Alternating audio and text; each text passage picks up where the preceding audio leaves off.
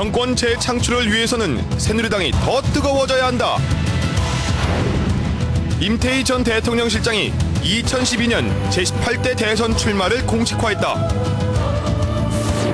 2000년 16대 국회의원으로 정치에 입문한 그는 제2정조위원장을 시작으로 당 대변인과 여의도 연구소장, 정책위 의장 등 핵심 당직에 이어서 노동부 장관까지 거치며 경험의 폭을 넓혀왔다. 이명박 대통령의 비서실장으로 국정 전반을 관리해본 바 있는 그가 김문수 경기도지사, 정몽준 전 새누리당 대표에 이어 대선에 출사표를 던지며 새누리당 경선 지형을 뜨겁게 달구고 있는데 도전 정신과 중도 실용의 정치 신념, 부드러움으로 강함을 이기는 이유 제강을 강조하고 있는 임태희 전 실장. 이번 대선에서 어떻게 국민들의 마음을 사로잡을 수 있을지 그를 만나본다.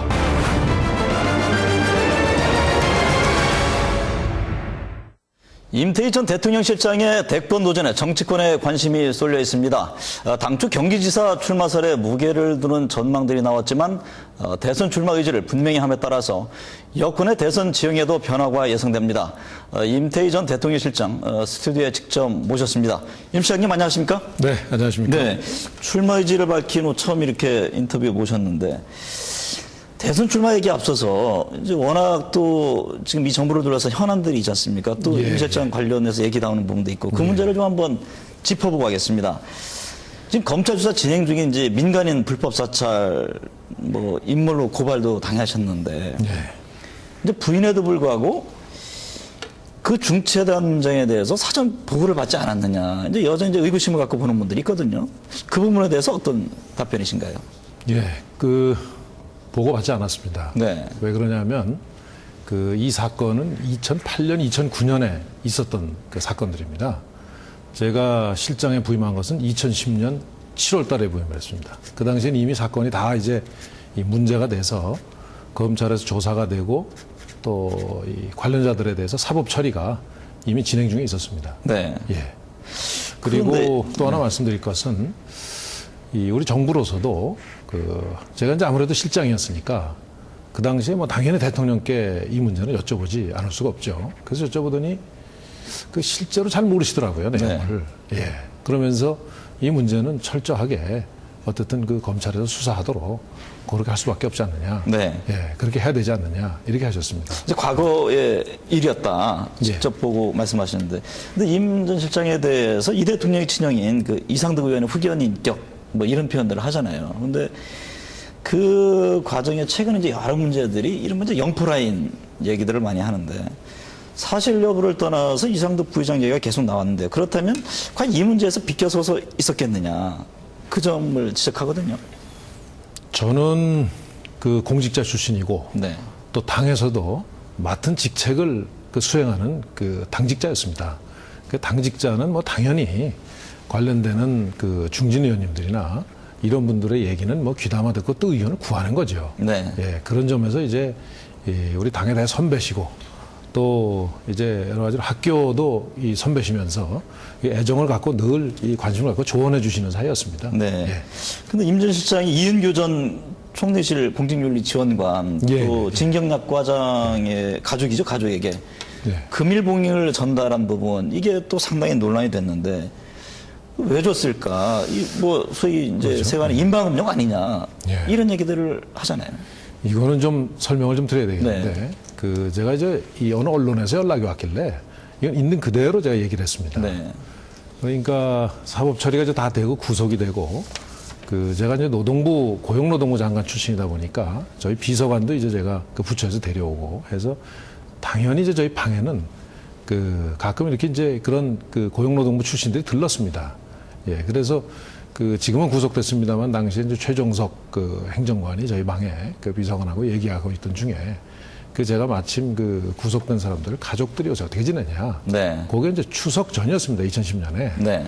그래도 보니까 가족들이 아이들은 학교 못 가겠다 그러고 또 어느 저 부인은 현직 의사인데 굉장히 큰 수술을 받고 아주 건강이 아주 쇠약해진 상태고 또 가족들이 아주 말할 수 없는 고통에 시달리더라. 그래서 제가 참 그 딱하고 그래서 제가 가지고 있던 뭐 평소에 이 제가 늘 가지고 다니던 그런 이 용돈을 네. 전부 모아서 정말 잔돈만 빼고 다 모았습니다. 네. 그래서 그 본인 돈을 그렇습니다. 모은 거군요, 예, 직접. 물론이죠. 예. 네. 제가 공직자니까 그건 당연히 이제 그렇게 하죠. 그래서 좀 고귀하고 추석이니까 과일이라도 사서 보내고 우선 그 아버지는 그래 구속돼 있지만 애들이라도 또 네. 부인이라도 힘내라 하는 차원에서 했습니다. 저는 순수 그런 개인적으로 느껴서 그렇습니다. 보내준 거다. 예, 그래서 그런 상황에 대해서 그 가족들이 겪는 고통을 듣고는 그거 제가 몰인정하게 외면할 수 없었습니다. 네. 예.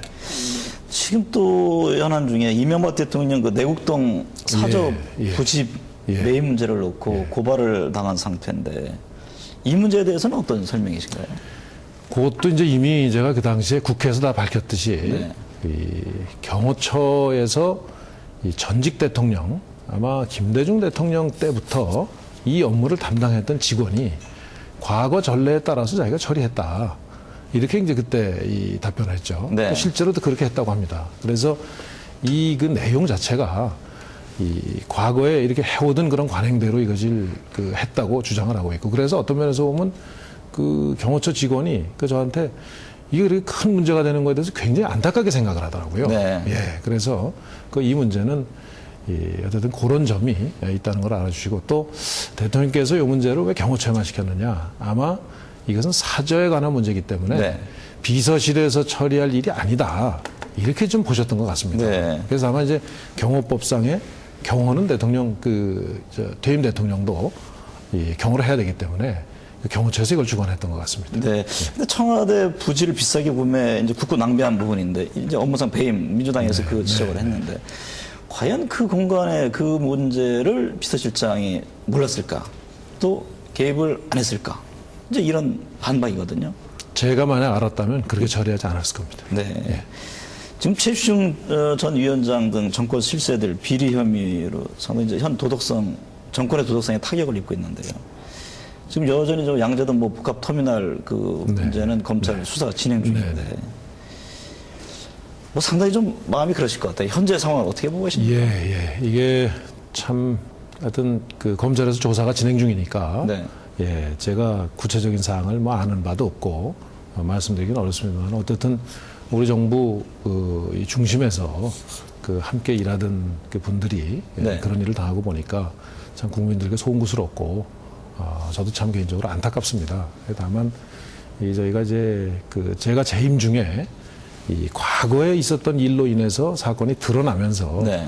그 몇 명 이렇게 사법 처리된 그 사례가 있었습니다. 그 경우를 보면서 이게 과거에는 관례 뭐 이런 걸로 크게 문제가 안 되다가도 우리 정부 들어와서는 이제 이 공정사회를 우리가 부르짖고 있고 뭐 그런 차원에서 사소한 문제들도 정말 이렇게 바로 잡히는 네. 이런 과정이구나 하고 저희들은 보고 있습니다. 네.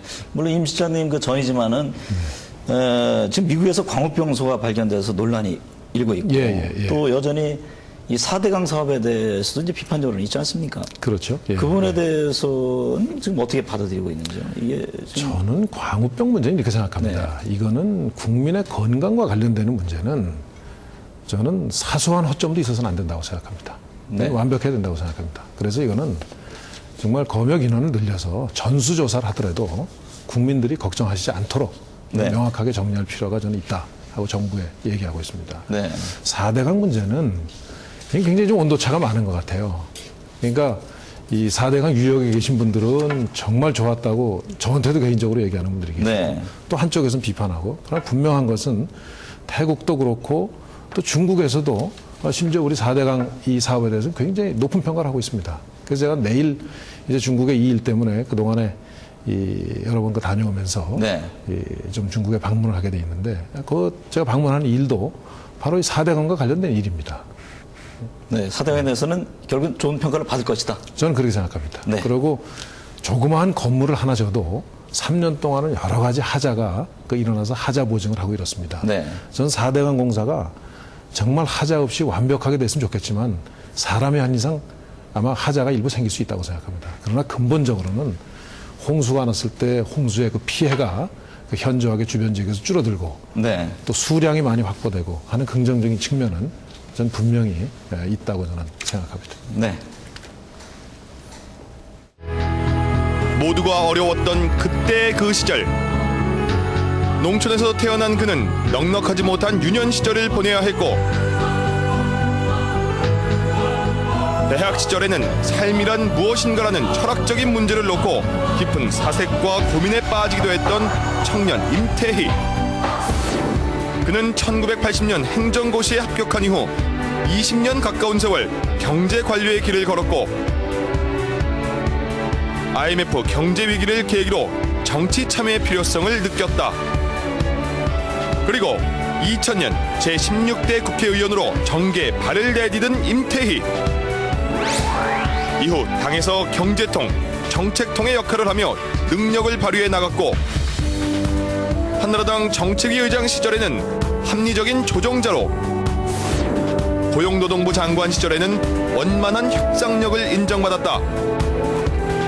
옅은 미소에 편안한 인상, 원만한 대인관계와 무거운 입은 그의 트레이드마크. 그런 그가 새로운 도전에 나서고 있다.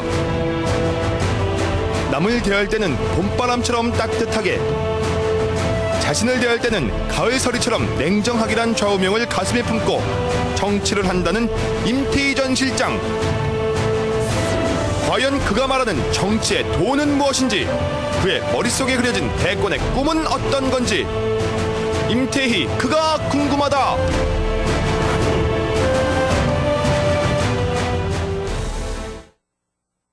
대선 출마 얘기 본격적으로 들어가 보겠습니다. 최근의 행보를 보면 이 대선 행보를 염두에 둔 움직임 아니었나 이런 생각이 드는데, 지금 뭐 대선 출마 이제 이미 기정사실화 됐고 출마 의지를 밝힌 뒤 처음 이제 인터뷰하고 계신데, 여기서 출마의 변을 좀 강하게 하시죠.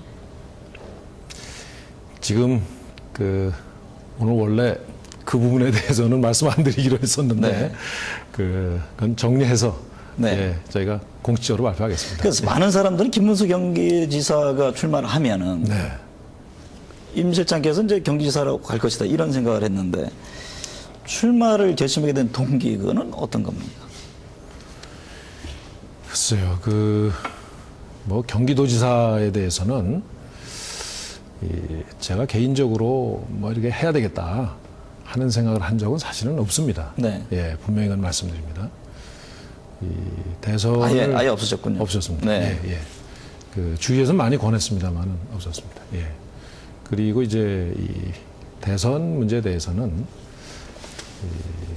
제가 이제 정부에서도 일을 하고 또 국회에 들어와서 일을 하면서 어느 때부턴가 이거는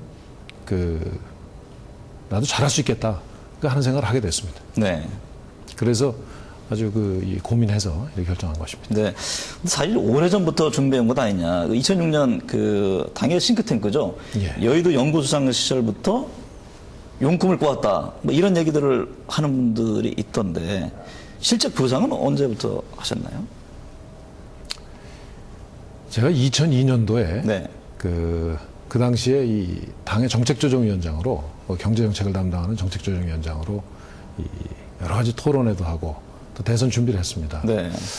그때 준비를 하면서 좀 뭔가 우리나라의 장래에 대한 정말 근본적인 이런 문제를 가지고 적어도 이 국가 지도자는 나서야 되지 않겠느냐 하는 그 당시에 생각을 하게 됐었습니다. 그래서 아마 제 생각엔 그 무렵부터 2002년이요. 마음속에는 있었지 않나 이렇게 생각합니다. 그러면 뭐 정몽준 전 대표가 10년 준비했다고 그러는데 재선 비슷한 기간 동안에 쭉 축적을 해 오신 건데, 그 당시 정두위원장 시절에 그 멤버들 지금도 계속 쭉 만나시죠? 만납니다. 네. 통상 종교 지도자들을 만나면 전형적인 대권 행보 시각으로 해석을 하는데요. 얼마 전 자승 예, 조계종 총무장 만나셨잖아요. 예. 깨끗하고 화합하는 게 그동안 걸어온 길 아니냐. 그 길을 계속해서 걸어가라. 이런 말을 들었다고. 예. 트위터에. 제가 페이스북에 올렸죠. 네, 페이스북에. 예. 네. 총무원장 스님을 뵌 거는 사실 아주 꽤 오래전부터 제가 대통령 실장을 물러나서 네. 한 번도 못 뵀습니다. 예. 그래서 특히 제가 우리 정부에서 불교와 아주 이런 그 갈등이 있고 네. 그 제가 실장 시절에 그런 좀 이 과정이 있었습니다. 그래서 어떻든 이 문제도 그 제가 풀어야 되겠다 하는 그 생각을 가지고 네.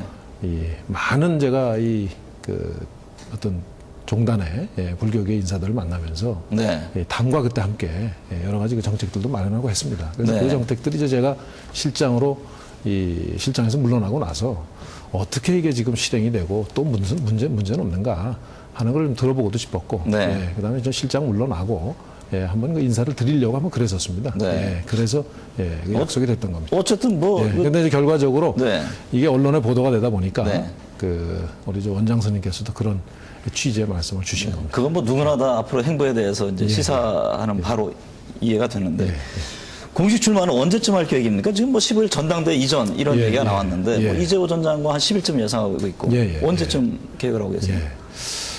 좀 하여튼 준비되는 대로 바로 하겠습니다. 네. 근데 원래는 제가 한 6월 달쯤 네. 하려고 생각을 했습니다. 그랬던 이유는 저는 그 6월 국회가 다른 때 국회하고 다르게 얘는 완전히 처음 국회의원 되신 분들이 첫 국회를 좀 여는 거 아니겠습니까? 그래서 이게 당내에 무슨 대선 경선이다 이런 걸로 해서 그 국회가 서울이 되면 절대 그 국민에 대한 도리가 아니다 생각을 했습니다. 네. 그런 차원에서 좀 그 대선 레이스도 좀 천천히 진행되는 거가 바람직하다는 생각을 갖고 그래서 대개 이제 지금 학교에서 강의가 6월 초면 끝나기 때문에 네.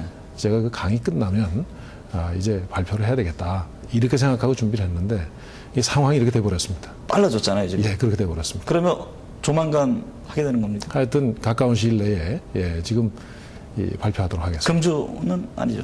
날짜는 좀 조금 더 논의를 해야 되니까. 어쨌든 10일 이전이 되겠죠. 10일 이전. 글쎄, 그거는 하여튼 조금 더 의논을 해서. 왜냐하면 그 이재호 전 장관도 뭐 10일쯤이고 그러면 사인지 전인지 이제 많은 분들이 그 궁금해 하거든요. 네. 조만간 하겠다. 네. 임 전 실장이 출마한다고 하니까 한편에서는 좀 부정적인 시각을 갖고 보는 분들이 있습니다. 뭐 청와대 계획설 얘기가 나왔고 결국 이명박 대통령이 대선에 개입해서 뭔가 자신만의 구도를 만들어가려는 것 아니냐. 또 친박 일부에서는 또 그렇게 직접 얘기를 하는 분들이 있어요.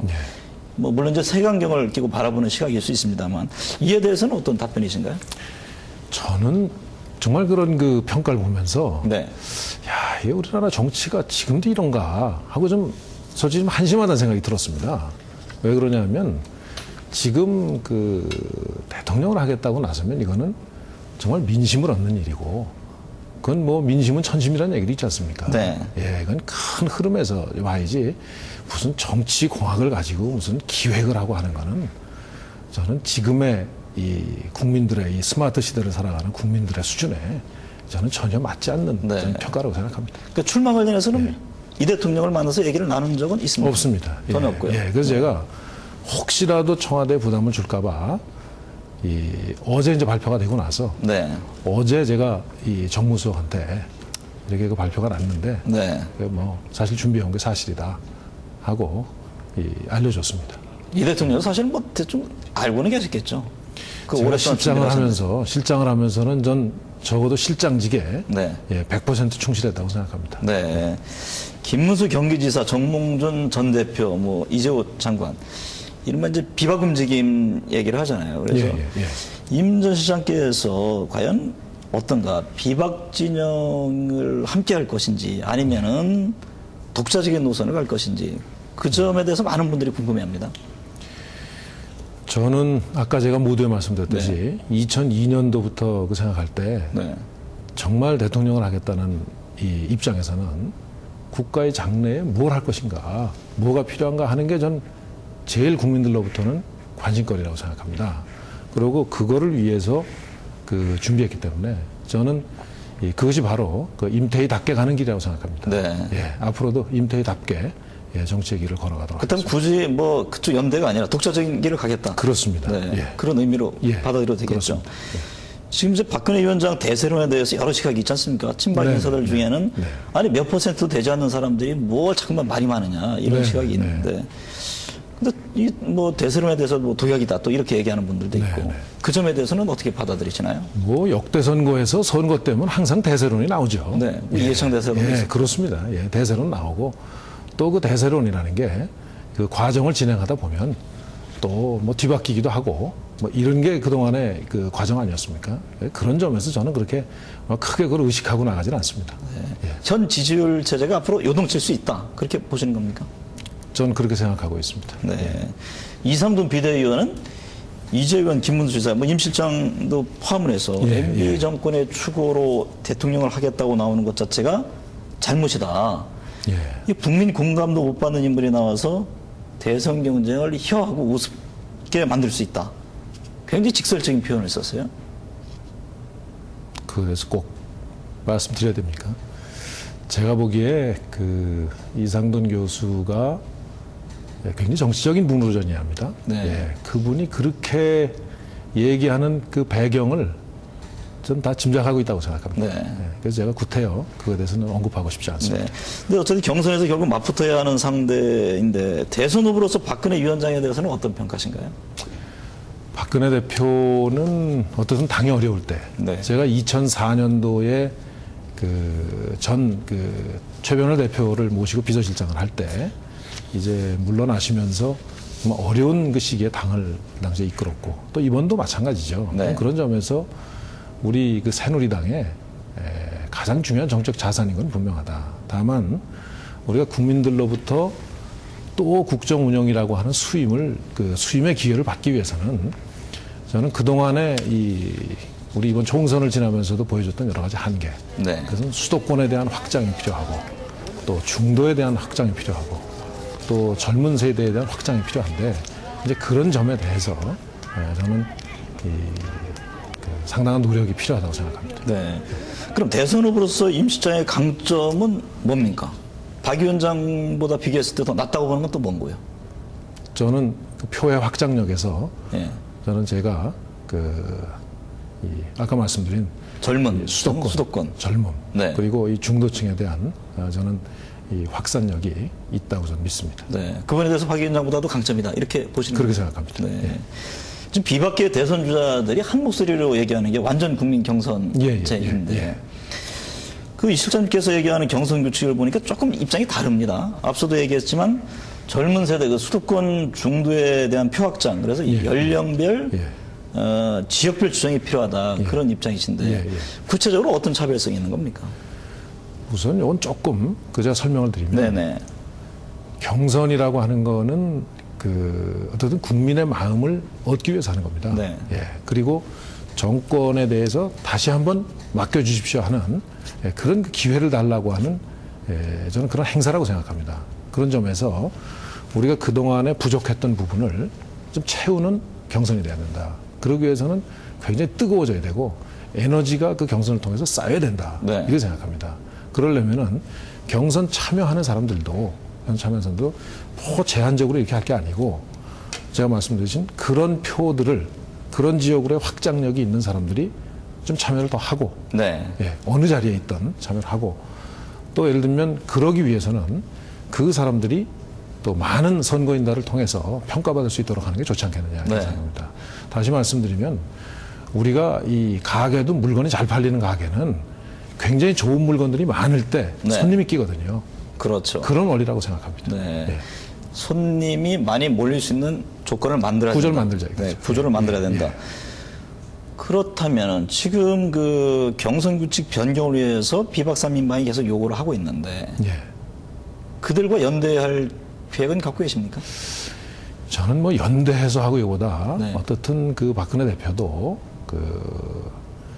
지금 여러 가지 그 세간에 지금 우리 앞으로 대선을 치르기 위해서 우리가 부족한 게 뭐고 무엇을 더 채워야 된다 하는 부분은 잘 알고 계시라고 생각합니다. 이제 그런 점에서 저는 이 부분에 대한 고민이 있을 걸로 생각합니다. 네. 그럼 현재 경선론은 어쨌든 바뀌긴 바뀌어야 된다는 입장은 그런 맞습니다. 생각입니다. 또 하나 분명한 거는 그 확장성에다가 그래서 보통 선거인단에 대한 문제가 아니라 후보에 대한 문제도 더 확장이 돼야 된다 하는 거고 이제 그런 그 과정에서 아까도 제가 말씀드렸습니다만은 이 선거에 대한 시기도 저는 적어도 6월에 시작하는 개원 국회는 마무리 짓고 저는 당내 행사인 이런 그 경선 베이스를 시작하는 것이 국민들에 대한 도리다 이렇게 생각합니다. 네. 그럼 경선룰 관련해서는 일단 비박 3인방과는 좀 더 거리를 두면서 지금의 요구 사항을 계속 관철시켜 나겠다 이렇게 받아들여야 됩니까? 예, 그 부분은 그 제가 지금 말씀드린 대로 네. 그런 틀을 가지고 그럼 이 문제에 분명한 대해서 입장을 가지고 나가겠습니다. 그 예. 비박 쪽과 또 박근혜 위원장과 충실히 앞으로 논의를 할 그런 예, 지금 현재는 제가 그 출마를 공식화하지 않고 있는 상황이기 네. 때문에 이 문제는 이 출마 후에 네. 그 공식화 후에 네. 분명한 입장을 가지고 이제 대처토록 하겠습니다. 그 미니 경선 이야기도 나와요. 미니 경선 참여하실 의향이 있으십니까? 미니 경선은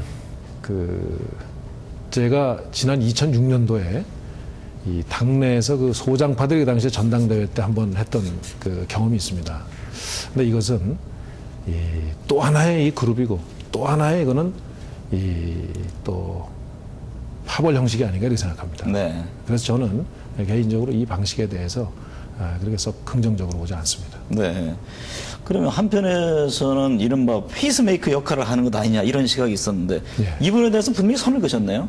끝까지 그러면 완주하겠다. 물론이죠. 그런 의지를 갖고 계시네요. 물론이죠. 예. 그럼 어떤 비박과의 합류, 거기서 경선 이게 아니라 독자적으로 계속 뚜벅뚜벅 길을 가겠다. 저는 그런 각오를 가지고 지금 준비를 하고 있습니다. 네. 임 실장에 대해서 그동안 사실 여론 주목을 못 받은 이른바 대선 루키, 그 신인이고 또 친박은 아니어도 극심한 반박도 아니다. 근데 그렇게 보는 분들이 많이 있지 않습니까? 이런 측면에서 나름대로 뭔가 정치적 포석이 있는 게 아닌가. 뭐 양쪽을 다 두고 하는 얘기입니다만 그런 시선이 있던데 그에 대해서는 어떤 답변이신가요? 그동안에 제가 아마 그 정치인으로 걸어온 길에 대한 전 종합평가라고 생각합니다. 네. 그래서 이번에 그 경선도 아까 제가 말씀드린 무슨 이제 구태의연하게 예를 들면 무슨 계보를 가지고 싸운다든가 무슨 흔히 참 용어가 그렇습니다만 뭐 패거리를 지어서 한다든가 네. 이런 게 아니고 당당하게 정말 무엇을 하고자 하는가 어떻게 이 나라의 장래에 대해서 생각을 하고 있는가 하는 점을 내놓고 네. 저는 국민들로부터 평가받는 것이 저는 그 성숙한 경쟁의 모습 아닌가 이렇게 생각합니다. 사실 지금 친박 쪽에서도 지금 인신공격에 대한 문제 제기를 하고 있는 거죠. 정책 경쟁은 좋다. 누구도 참여하는 게 좋다. 그렇습니다. 박 위원장 입장에서도 나쁘지는 않을 구도 아니냐. 저는 그렇게 믿습니다. 네. 그리고 앞으로는 그럼 계속 정책 경쟁을 통해서 부각시켜 나가고 그렇습니다. 또 그 판에 끼어들겠다. 경선이 저는 이 인신공격하고 진흙탕 싸움에 대해서는 네. 저는 국민들로부터 외면받는다고 생각합니다. 그럼 지금 정몽준 전 대표라든가 김문수 경기지사의 행보 움직임에 대해서는 어떻게 보세요? 지금 뭐 그분들은 지금 이제 말씀하시는 게 이제 경선의 룰 가지고 말씀하시는 거니까 그건 뭐 개인에 대한 인신공격이다. 이렇게 뭐 제가 말씀드릴 사항은 아닌 것 같습니다. 박근혜 위원장도 근데 이 선수가 룰에 맞춰야지 왜 자꾸만 고치려고 하느냐 반대 입장을 분명히 했는데 향후 논의 과정에서 좀 받아들일 수 있다. 아니면 바뀌어야 된다. 어떻게 보세요? 것이 우리가 이제 이번에 보면 뭐 당의 당명도 바꾸고, 그죠? 여러 가지 정강 정책도 뭐 상당히 그 손질을 가했지 않습니까? 이제 그런 면에서 가령 상황에 따라서 우리가 궁극적인 목적이 국민의 마음을 얻는 것이 궁극적인 목적이라면 저는 과연 지금의 룰이 그거에 적합한가 하는 부분을 고민해야 된다고 생각합니다. 저는 그 부분은 저는 그 박근혜 대표님도 저는 아시고 계시라고 생각합니다. 이번 대선의 가장 큰 화두는 뭐가 될 것으로 보세요? 이번 대선은 결국은 저는 국가의 미래라고 생각합니다. 미래 어떤 지도가 적합할 것이냐? 그렇습니다. 대선 캠프 이런 것도 좀 구상을 하셨습니까? 언제 꾸리고 본격화하실 건지? 이제 저는 지금 사회가 정말 스마트 시대로 바뀌고 있고 저는 정말 구태의연한 방식으로 해서는 저는 국민들에게 이 미래에 대한 기대를 주지 못한다 이런 생각입니다.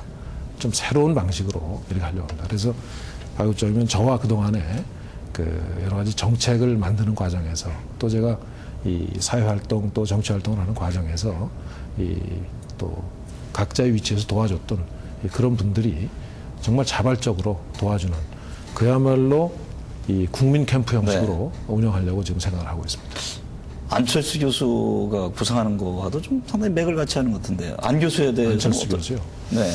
뭐 안철수 교수도 결국은 지금 국민들께서 구태의연한 이 정치에 대한 저는 일종의 염증에서 저는 기대를 모으고 있는 거라고 생각합니다.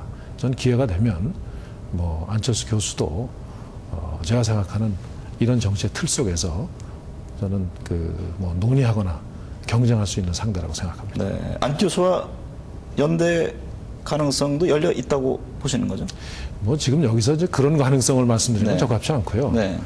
어쨌든 대한민국 미래를 제가 위해서. 이제 정책위 의장을 할 때 네. 지금의 공정사회를 그 구상하면서도 그 안철수 교수와 사실은 많은 토론을 했습니다. 네. 예, 그리고 정책에 많이 반영도 되고 그래서 이런 정책들이 제대로 지금 씨는 뿌렸지만 네. 뿌리 내리고 싹이 트고 해야 되지 않겠습니까? 뭐 그런 과정에 저는 좋은 그런 대안을 가지고 저는 선의의 경쟁하는 것은 아주 바람직한 구도라고 생각합니다.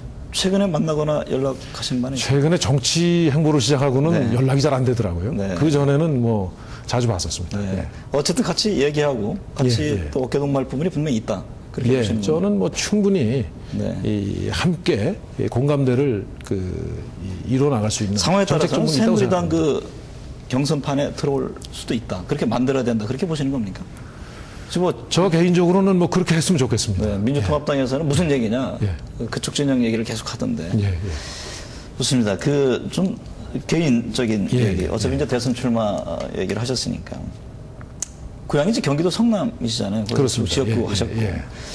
근데 형편이 어려운 농촌 마을에서 태어났다. 근데 임 실장 보면은 전혀 뭐 외견상을 이렇게 보이진 않는데 어린 시절 좀 얘기 좀 들려주시죠.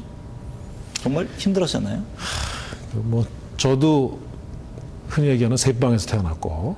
아, 그런가요? 뭐 그렇죠. 예, 예. 뭐 어려운 시절이죠. 근데 제가 보기엔 그렇습니다. 이제 대한민국서 가난 마케팅을 더 해서는 안 된다는 게 저는 제가 정치에 입문하면서 소신이었습니다. 네. 예. 왜냐하면 제가 아이들하고 얘기할 때도 그 어렸을 때 제가 이 고생한 얘기를 하면 뭐 제가 중학교 졸업할 때까지 전기가 안 들어왔어요. 아, 그랬습니까? 그러니까 지게 지고 나무를 해다가 떼고 자랐습니다. 네. 예. 그 돼지 키우고 집에서. 네. 예. 그렇게 했는데 그런 얘기를 하면 그 아이들이 그렇습니다. 그래서 어떡하라는 거냐. 그렇죠. 그럼 그렇게 살란 얘기냐. 네. 저는 이건 이 새로운 세대에 맞지 않는 방식. 근데 대부분 이제 정치인들이 그럼 서민의 삶을 이해할 것이다. 이제 그런 또 플러스적 요인으로 받아들이는 측면도 있잖아요. 그렇습니다. 저는 네. 그 정말 저희 그 친구들은 이 초등학교에서 중학교 갈 때 중학교 진학률이 네. 60%도 채 되지 않는 제가 초등학교를 나왔고 중학교에서 고등학교 가는 확률이 한 50% 정도밖에 안 되는 네. 그런 시골에 자랐습니다. 네. 지금은 뭐 판교 분당이 지금 뭐 정말 중심이 엄청나게 됐죠. 중심지가 됐지만 네. 그러니 우리도 결국 그런 데에 자꾸 빠질 게 아니고 진짜 그 시골이 지금의 이 대한민국의 어디 중심이라 할 만큼 판교 분당이 되듯이 네. 임태희 우리도 이제 개인도 그렇게 나가야 되지 않습니까? 그런 시골 소년이 그렇습니다. 대한민국 예. 중심이 되겠다. 예. 그런 의지 저는- 표명으로. 저는 읽힙니다. 그런 희망을 네. 사실 저희 후배나 젊은 사람들한테 주고 싶습니다. 이제 행시 합격해서 재무부 이제 경제부처 계시다가 예, 예, 한 14년 경제관료 길을 걷다가 정치계에 입문하셨잖아요. 예, 예, 예. 그때 왜 그 장인 권익현 예, 예, 예. 전 예. 민정당 대표 예, 예. 영향을 받지 않았는지 그런 얘기들이 많았잖아요. 예. 입문을 하게 된 배경은 어떤 겁니까? 뭐 영향을 전혀 받지 않았다 그러면 네. 그 뭐 누가 믿으시겠어요, 그거를. 그렇죠. 그런데 원래 꿈을 갖고 계셨던 건가요? 저는 이제 좀 설명드릴게요. 네. 근데 어느 그 아버지가 정치인의 아내라는 건 어떤 고생하는지 알지 않습니까? 그걸 선택하라고 하겠습니까? 네. 예, 저는 제가 정치의 길을 가겠다 했을 때 그 고민하시는 모습을 봤습니다. 이게 저희 이 장인어른께서 그 저희가 이제 막 이 공천에 신청을 하고 뭐 이럴 무렵에 네. 쓰러지셔가지고 아주 장기간 그 몸이 불편한 상태이셨는데 네. 저게 청년 시절 때 예. 사진인가요? 예. 그렇습니다. 이제 결혼해서. 저게 뭘 들고 있는 겁니까 지금? 저게 이제 발렌타인데이 때 네. 그 초콜릿을 받아가지고 제가 좋아하던 모습을 저희 네. 집사람이 찍어준 것 같습니다. 청년 시절 모습 뭐 아주 뭐 꽃미남처럼 생기셨네요. 훨씬 더 나으시네요. 예. 네. 그래서 말씀드리면 장인어른께서 그래서 혹시 쓰러지신 거 아닌가 고민하시다가 저는 그렇게 생각합니다. 그래서 네.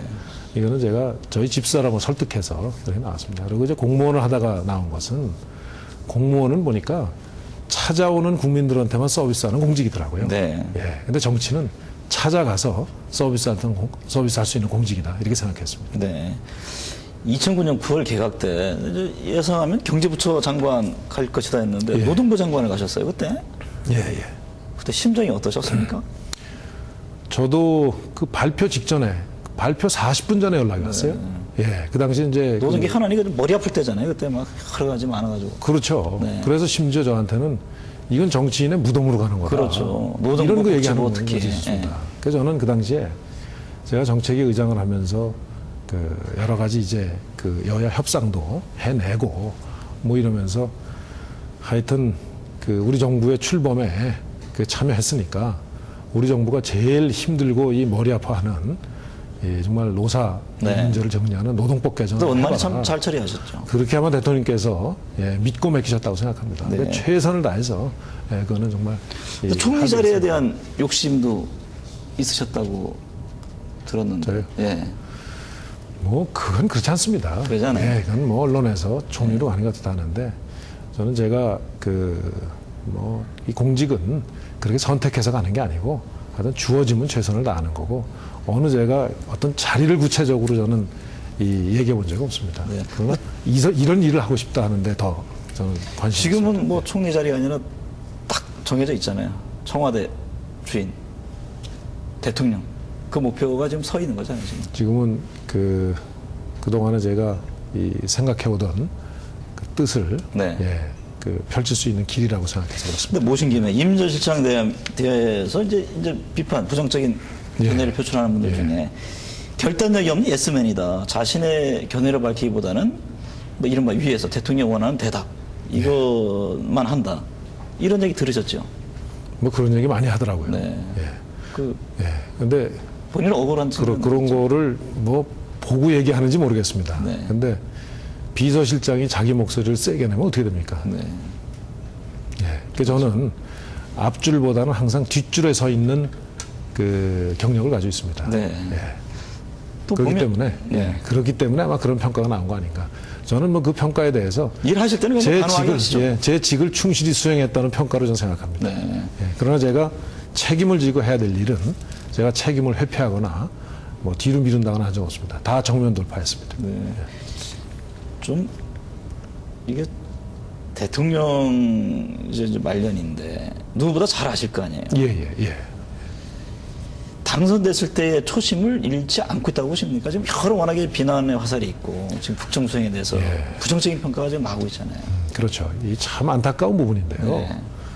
정말 대통령을 제가 실장으로서 모시면서 이 보는 그 대통령의 모습은 저는 모든 대통령이 다 그러시리라고 생각하는데 정말 한시도 이 국민들한테 대한 이 정말 대통령으로서 해야 될 일에 대해서 그건 초심보다 오히려 제가 볼 때는 더 강하게 고민하고 그렇습니다. 네. 예, 그건 뭐 잠을 못 주무시고 고민하거든요. 실장인 저도 그런데 오죽하겠습니까?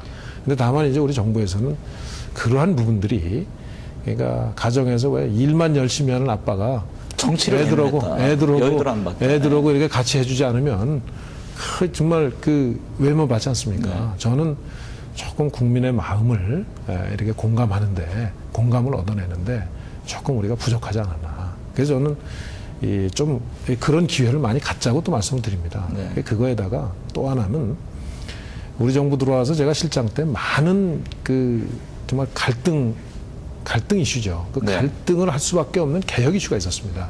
그런 부분들을 국가의 장래를 위해서 상당히 많은 그 개혁 이슈들을 정리를 했습니다. 네. 그 과정에서 이 갈등이 평행선을 그릴 때 어느 선택을 해야 됩니다. 그럴 그동안도 경우에 반대 여론이 분명히 그렇죠. 있죠. 그럴 경우에 반대 측에서는 소통하지 않는다는 여론이 아주 불일 듯 일어나는 것을 여러 번 네. 목격했습니다. 임 실장 하면 이 대북 정책 관련해서 메신저 역할 주목하는 분들이 많았잖아요. 근데 지금도 북한 뭐 연일 3차 핵실험 뭐 위협하고 예, 있고 예. 남북 긴장이 상당히 고조되는데 예, 이 뭐 예. 대통령이 어차피 남북 문제, 외교 문제 굉장히 중요한 자리 아닙니까? 예. 이게 뭐 대화가 끊어졌다. 지금 이 문제를 예. 어떻게 풀 거냐. 예. 이거에 대한 보관이 있습니까? 어떤 생각이세요? 참 안타까운 부분이고 제가 보기에 적어도 남북 관계, 뭐 외교 관계도 마찬가지입니다만 오랜 시간 동안 서로 그래도 대화할 수 있는 분위기가 구축이 안 되면 저는 사무적인 관계로 이거는 풀 수 없다고 생각합니다. 네. 예, 이제 그런 점에서 이 남북 관계에 어떤 대화할 수 있는 전 통로를 가지고 있다고 나름대로 전 생각하고 있습니다. 좀 아쉬움은 없으십니까? 좀 적극적으로 좀 더 했어야 되는 건 아닌가요? 저요.